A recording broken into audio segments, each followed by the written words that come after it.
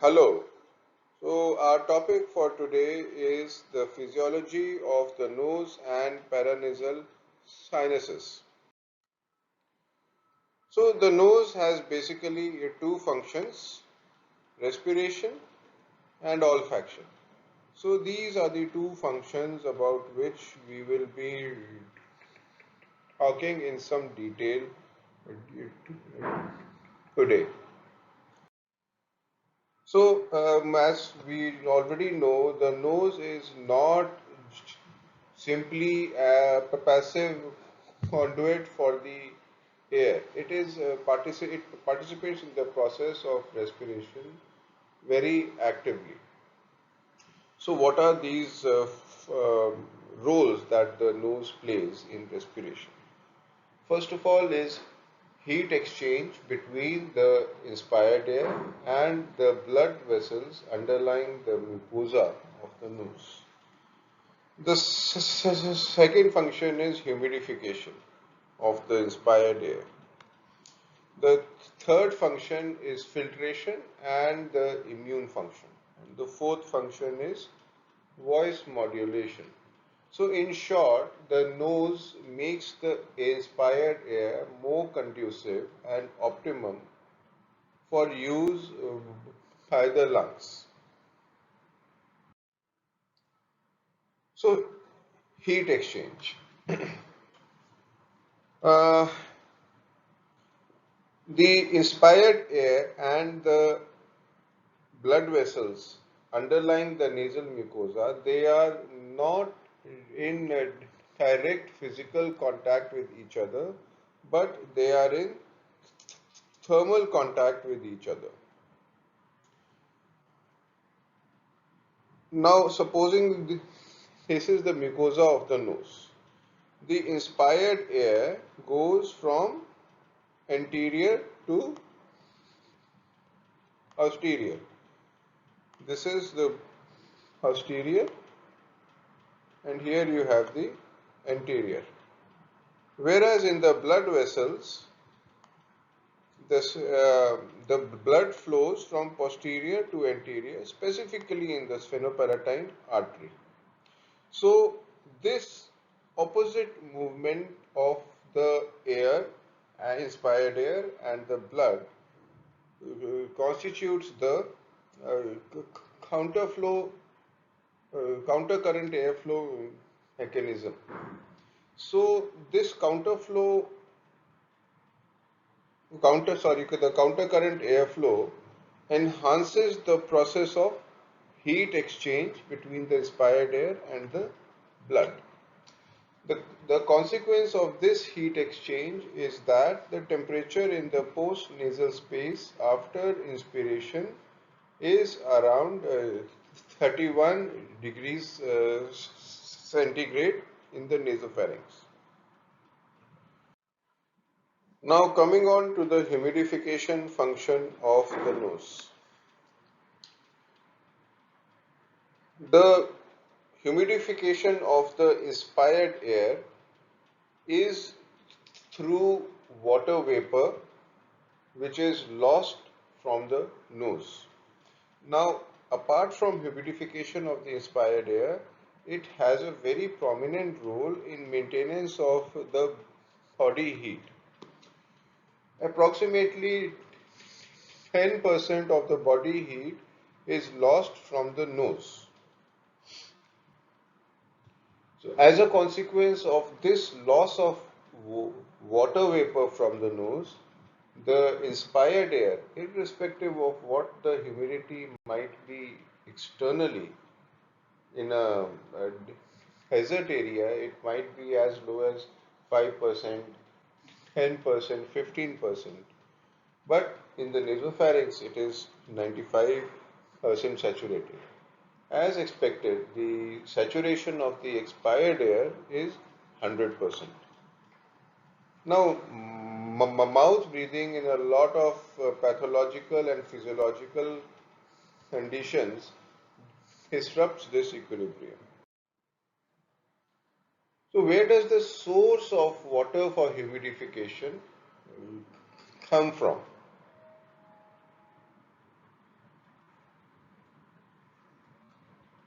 Number one, this water comes from the serous glands. You will observe that if one of your nose is obstructed, physiological or pathological, physiological as in the nasal cycle, the secretions on the corresponding side will also be reduced. The other sources are number one, the expired air, and some contribution from the nasolacrimal duct and the oral cavity. So now we come on to the airflow. Airflow during inspiration and the expiration. Now during inspiration, the airflow is, we know, from anterior to posterior. During expiration, it is from posterior to anterior. Now the predominant difference between the two airflows is that in quiet inspiration, the airflow is laminar, it is regular.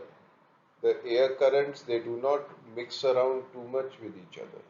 During expiration, the turbulence is more.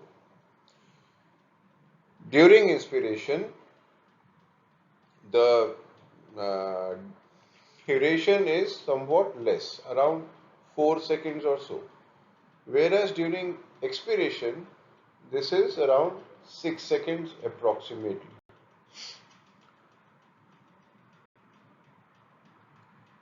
Now, this airflow is perceived not by the mucosa but by the cold receptors. There is some research states that it is the cold receptors which are responsible for appreciation of nasal obstruction.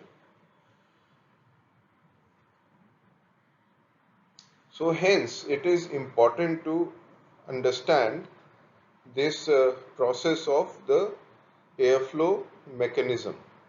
Now, during inspiration, it has been observed that the air current splits into two at the anterior end of the inferior turbinate and it unites again at the posterior end of the inferior turbinate.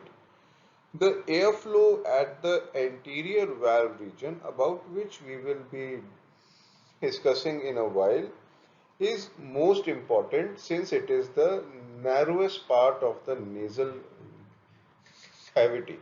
Optimally, the velocity of air at the anterior nasal valve is 12 to 18 meters per second.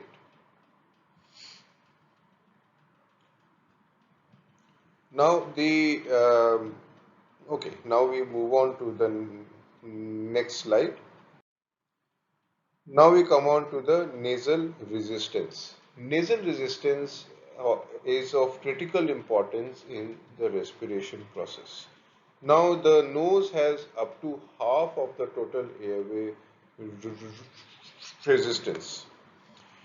This nasal airway resistance is offered by two elements. One is the fixed element, the bone, the cartilage and the muscles, and the other is the variable element, which is the mucosa. Most of our disease processes which lead to nasal obstruction, which hamper with the physiology, like common cold, like sinusitis, and many times even deviated nasal septum. I'll tell you how it works. Even deviated nasal septum presents with nasal obstruction because of this variable component rather than the fixed components. We will come to it in a while when we talk about the anterior nasal valve. Infants are obligate nose breathers in spite of having a higher nasal resistance. Even adults, although we have a substantially high resistance from the nose, we feel more comfortable breathing, inspiring and expiring from the nose rather than from the mouth, except during exercise. It is only when the nasal obstruction increases, the nasal resistance increases in pathological states or in physiological states like exercise, do we feel more comfortable breathing from the mouth. This nasal airway resistance has a very important physiological role. During expiration, when the nasal airway resistance comes into action, the positive pressure on the alveoli exerts is transmitted over to the alveoli, which open up and enhance the air exchange across it. If this nasal resistance is eliminated, like in tracheostomy, the alveoli are more collapsed and the air exchange across them is not adequately efficient. Now the nasal valve. So nasal valve, when you just lift up your tip of your nose, you see a fold of mucosa in the lateral part, something like this. Okay. So this is your nasal valve. Now in adults, this nasal valve is formed superiorly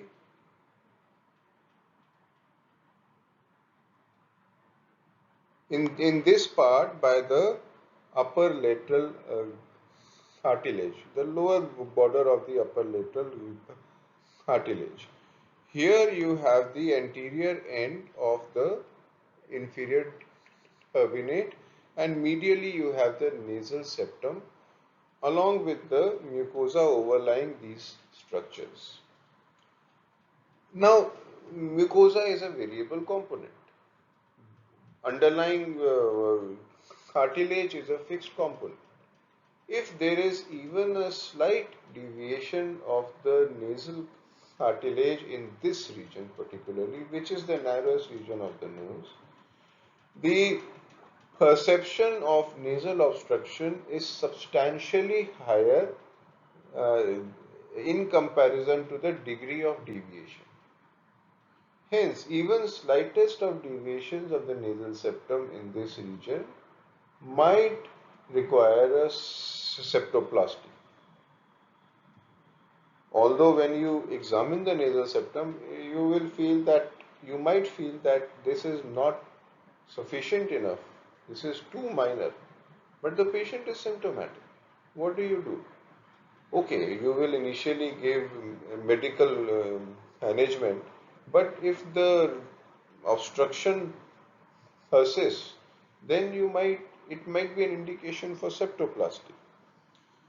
So this is the importance of the nasal septum.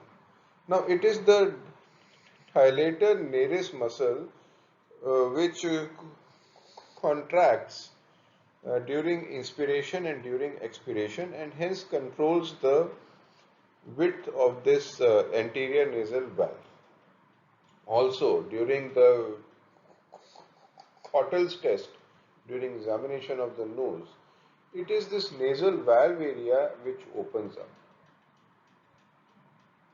and gives a relief to the nasal obstruction. Now we go on to the nasal cycle. Nasal cycle is a very physiological process and it essentially is alternating nasal obstruction. It occurs due to variations in the mucosal uh, component, predominantly the blood volume in the venous sinusoids. The periodicity of the nasal cycle in humans is 4 to 12 hours and the periodicity in an individual is more or less fixed.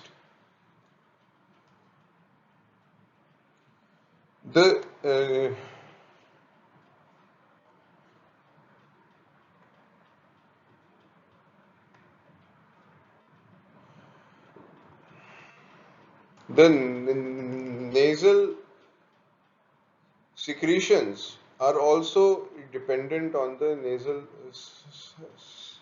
cycle. The obstructed side also has been observed to have less nasal secretions. What are the factors affecting the nasal cycle? There are physiological processes, physiological factors, and the pathological factors. First, we talk about the physiological factors. These are exercise, hormones, processes like pregnancy, emotions, sexual activity, and certain pathological factors like allergy, infection, and certain medications like atropine, oxymetazoline, xylometazoline, and so on and so forth. The protective mechanism of the nose, which is one of the most important. Only particles up to 30 micrometers may be removed by the nose. Contrary to popular perception, vibrissae have no major role to play in the removal of any of these particles except the very biggest ones. So this protective mechanism has two components. One is the nasal secretions. The other is the mucociliary clearance mechanism. Let's talk about these in some detail. The nasal secretions have two components. One is the mucus or the mucoid component, and the other is the water or the serous component. First, we talk about the mucoid component of the nasal secretions. Apart from the serous component of the nasal secretions, the mucoid component or mucus component also has water and ions in it. These are derived predominantly from the serous glands and from transudates from the blood vessels which increase during inflammation. The other components are glycoproteins, which constitute around 80% of the composition of the mucus and are responsible for the viscosity of the mucus. So now we can understand that the water component of the mucus, not the serous component of the nasal secretion. The water component of the mucus is responsible for regulating the viscosity of the glycoproteins. The other components are the certain enzymes like lysozyme and lactoferrin, which have a bacteriostatic and a bactericidal action.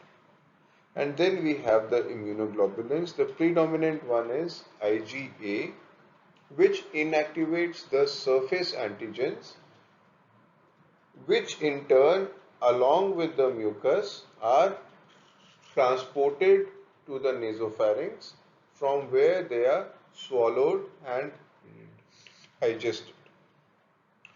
The various cells of the in the mucus, like the surface epithelium, basophils, eosinophils, leukocytes, so on, they work predominantly by the macrophage, um, um, by the phagocytic mechanism. Now we come on to the mucociliary apparatus. The mucociliary apparatus has two components. One is the epithelium here, which has uh, cilia protruding from it in this manner, and On top of this epithelial layer here, you have the mucus layer in this region, which is two components again: the outer shell layer, which is more viscous, and the inner sol layer, which is less viscous. So these cilia, which composed of microtubules, have hooks on the tip, which engage with the shell layer of the mucus. In an active phase, they engage with this layer and propel it forwards. During the passive phase, these will relax and they come back to their original position, and the process is repeated. So the mucus layer appears to just float as a continuous sheet towards the nasopharynx. So all the impurities, all the particulate matter, all the inactivated antigens are embedded in this mucus and are transported to the nasopharynx, from where they are swallowed. So the entire function of the mucus, like inactivated antigens, the by the enzymes, by the immunoglobulins, by the phagocytes, is the inactivated organisms or the antigens are then transported to the nasopharynx. Now we come on to the nasal reflexes. Mostly the nasal reflexes are mediated through the brainstem, except the axon reflexes, which are mediated only through the sensory nerves. So, in this process, the cell body is usually not involved. It is only the axons which are stimulated. The distal end of these axons will secrete substance P, neurokinin A, and the calcitonin gene related peptide, which in turn leads to vasodilatation and glandular activation by recruitment of mast cells and eosinophils, which in turn release histamine. Now this histamine in turn aggravates this whole process. So this process of axon reflex is more prominently seen in allergic rhinitis.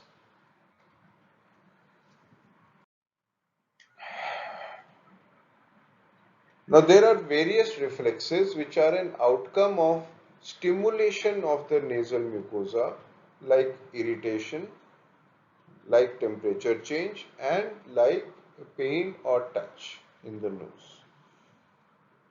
The responses are the usual physiological responses: sneezing, lacrimation, nasal secretion, facial grimacing. In certain sensitive individuals, you also see a cardiorespiratory response, which might lead to severe uh, bradycardia. Then we have the nasopulmonary reflex, in which we see that the airflow, increased airflow on one side of the nose, leads to an increased ventilation in the corresponding lung, which is usually seen in the nasal cycle. Now we have certain other reflexes also. For example, various physiological processes like emotions, stress, or exercise lead to vasoconstriction, whereas hyperventilation leads to nasal congestion or vasodilatation. And then we have also observed that various cutaneous stimuli like warming feet, arm, or the neck, all lying on one side, leads to nasal congestion. Now, coming on to the role of the nose in voice. The nose basically imparts resonance to the voice. How it does it is that it regulates the amount of air passing through the nose during speech. When when too much air is allowed to pass through the nose, it is known as rhinolaria aperta. It is typically seen seen in a cleft palate. It might also be seen in certain patients who have undergone an adenoidectomy. And then, if too little air passes through the nose, it is known as rhinolaria clausa and is seen in various conditions like a common cold and in adenoid hypertrophy.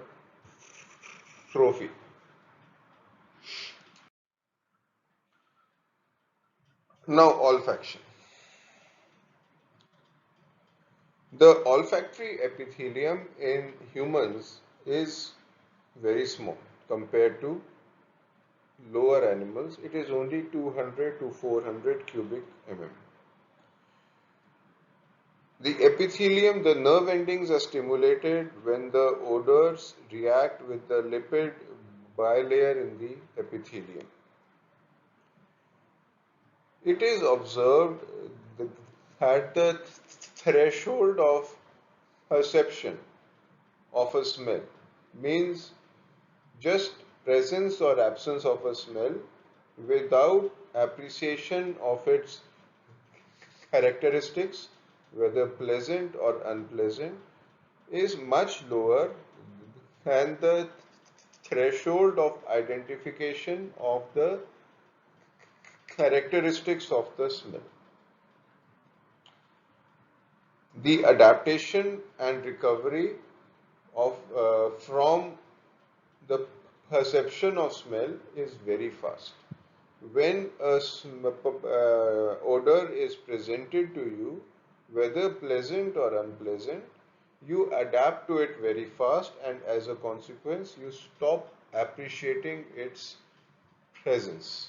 Similarly, when that odor is removed, you recover from that adaptation equally fast and are able to appreciate that odor again when it is presented to you after a very small interval of time.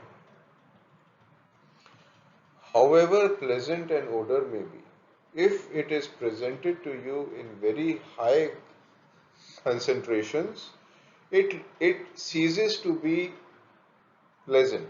It feels irritating. It irritates you and leads to an unpleasant sensation in your nose. This sensation is the sensation of pain, which is perceived by the trigeminal nerve.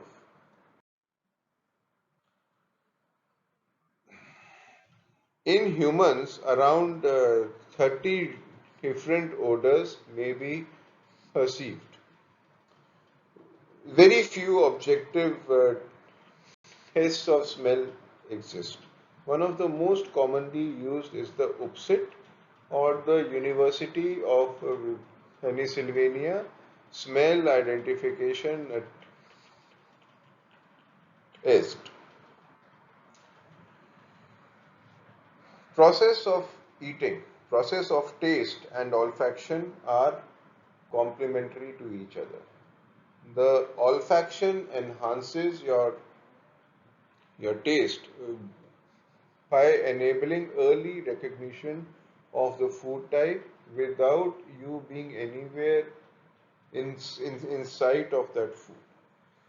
It initiates your digestion, depending on whether your or the olfact, whether during whether while smelling you perceive perceive it to be palatable or not. In sexual activity, the role of the nose in humans is very understated. It works at a subconscious level and its role is much less compared to lower animals. Now the vomeronasal organ. Vomeronasal organ in humans is a vestigial organ. However, in animals, it is involved in the sensation of taste rather than the smell. Certain molecules of the food particle are presented to the vomeronasal organ by the tongue. So this explains the repeated flicking of tongue in a snake and also other animals. In humans, it is represented by a small pit in the nasal septum in around 20% of the population. Now, finally, the paranasal sinuses in brief. Why in brief? Because the role of paranasal sinuses in humans is very uncertain but definitely very small, very minor. However, the paranasal sinuses assume high prominence during the pathological states. The paranasal sinuses are marked by less goblet cells, cilia, less blood supply, and a less nerve supply.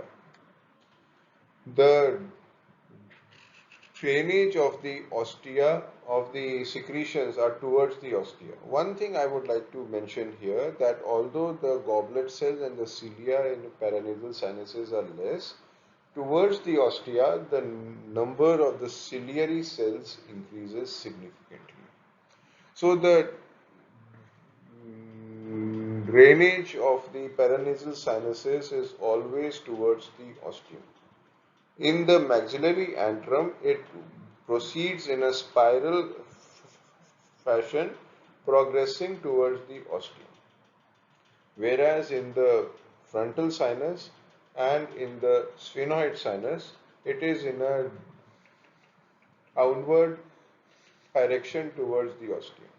From the ostium, the nasal secretions merge with the secretions from the paranasal sinuses merge with the nasal secretions and then proceed towards the nasopharynx. A blockage of the uh, ostia to less than 2.5 mm predisposes the sinus to disease. The functions, as I explained earlier, they are relatively minor and are relative to and are limited to mucus production and certain degree of facial strengthening. The rest of the functions which we are accustomed to read, which we are accustomed to since our undergraduate days, are relatively minor. These include their role in voice, making the skull live, and so on and so forth. But these roles are very minor and of uncertain, unproven value. With that, we conclude our talk for today. Thank you so much.